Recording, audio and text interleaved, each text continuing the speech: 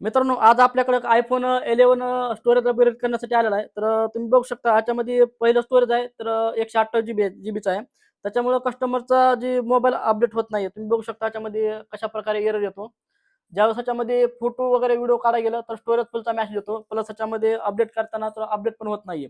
तर हा 128 जीबी आहे, ह्याला आपण 256 जीबी करणार आहे. तर तुम्हाला दाखवतो हा किती जीबीचा आहे.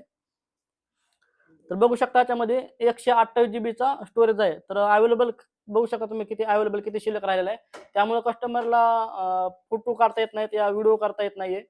तर ह्याच्यामध्ये तुम्हाला एखादा PUBG खेळणार असेल तर PUBG पण खेळता येत नाही. कुणाला रील बनवायची असेल तर रील पण बनवता येणार नाही. तर आज आपण ह्याला 128 जीबी वाला आपण 256 जीबी करणार आहे.